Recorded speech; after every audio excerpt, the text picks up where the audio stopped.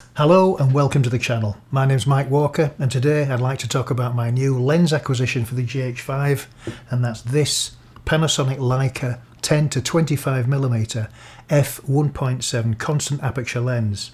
It's relatively expensive, but the cost could be offset by selling one or two of your prime lenses.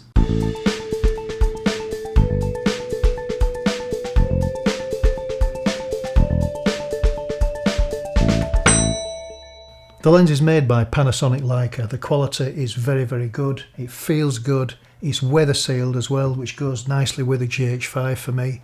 But it is big, it's a big lens. You can see the difference in comparison between my standard, this is the 14 to 140mm lens, and this is the 10 to 25mm lens, massive difference. Also the weight, this particular lens only weighs 265 grams, whereas this weighs 690 grams. Because it's an f1.7 lens and a constant aperture throughout the zoom range, that means you could actually replace one or two prime lenses if you've got them in your bag.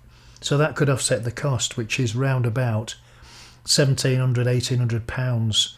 It's 10 to 25mm, full frame equivalent 20 to 50mm, which is a great zoom range from wide angle to portrait.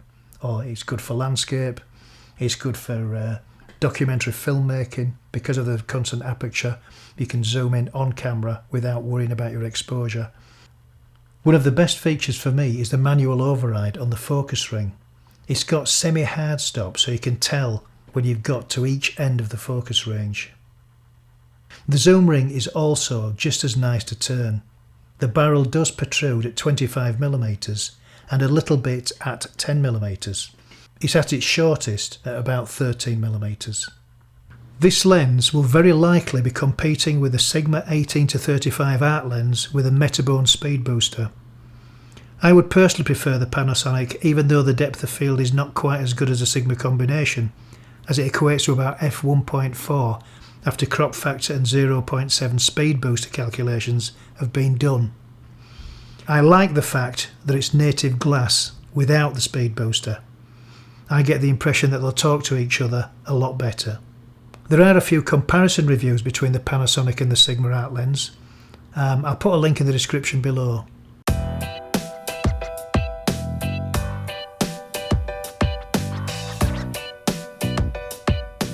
Okay, so I've done my test. I've tested the camera's range, the lens, this 10 to 25mm lens. I've tested it at 10mm and 25mm.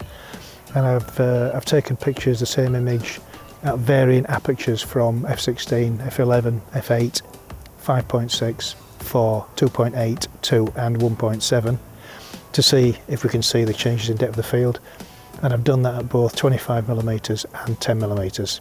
So I'm going to go back to the studio now, have a look in Lightroom and just let's see what we can see. Here are two sequences of 8 pictures, the first at 10mm and the second at 25mm. They show the depth of field throughout the range from f16 to f1.7. The shutter speeds are the only thing that changes, and they range from half a second at f16 to 125th of a second at f1.7, and this is to maintain the same exposure. The striking thing to me is they all look really sharp and crisp, even at the smaller apertures, where you'd expect to find some refraction or loss of sharpness. This is the sequence at 25mm, so the same 8 pictures at the same apertures, and you can see there it's going to be a little bit more noticeable now that the tree will be going out of focus as the aperture becomes wider and wider. We're at f5.6 now, f4 is noticeably out of focus, but if you look at the main monuments, we're at f2.8 now and 2. Even at 1.7 the monument looks absolutely pin sharp. These last 4 images are just showing the lens at f1.7 at both 25mm and 10mm, with near focusing on the tree and the far focusing on the monument.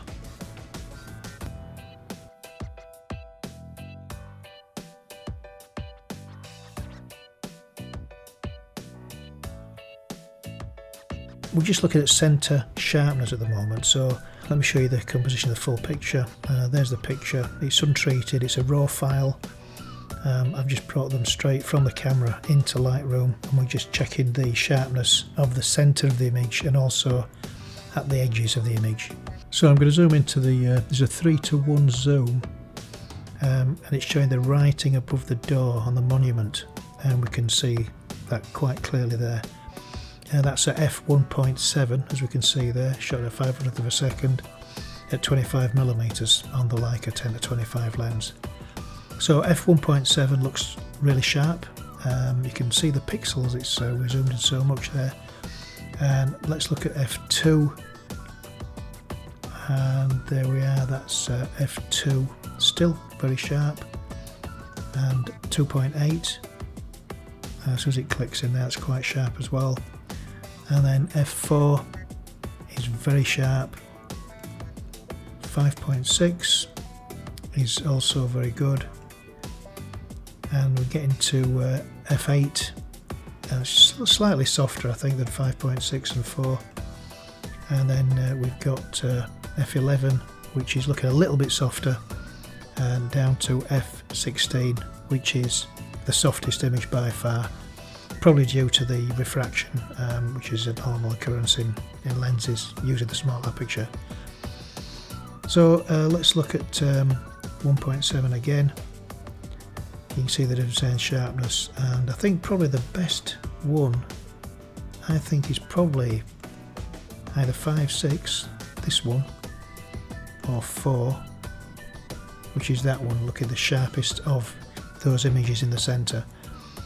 Okay, we're just looking at the corner sharpness now at, we'll just use f4, it's a pretty good example. There we have the top right hand corner, you can see the branch there. There's a slight, very slight tinge of blue chromatic aberration on the branch, which is easily fixed in Lightroom, and we'll just do that now. I'll just go for, there we go, and that's gone, absolutely gone. I'm using the lens right now at 12mm and at f1.7. Previously, earlier on in this episode, I was being filmed by my Sony PMW-350, which is a 2/3 inch broadcast ENG camera, and that's an HD camera. So what I've done is I've upscaled the HD footage at the beginning to 4K. It still looks quite nice, but it won't look as nice as this and this lens filming me now. And I'm only using a small Viltrox L116 light, which I did a review about a few months ago. You can see that here, and on the back wall there I've got a single dado light with projection attachment on the back wall there, and that's the only lights I've got going, and I'm only at 200 ISO. I'd normally be with my standard lens, previously I'd have been at 400 ISO, so that's made a big difference, but it's so much brighter than my other standard lenses, so I'm really impressed with that.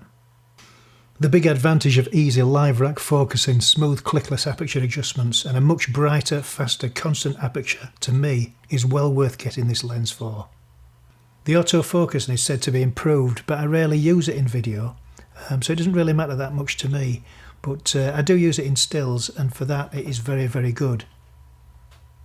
In conclusion, I would say this lens for stills is amazing, but for video it's even better. The only competition would be the Sigma Art lens with a Metabones speedbooster, but for me, because it's not weather sealed and it's heavier and it's not native glass, puts me off, even though it's a bit cheaper. Well, once again, thank you for watching. Thanks for staying with us. I hope you've enjoyed it. I hope you've learned something.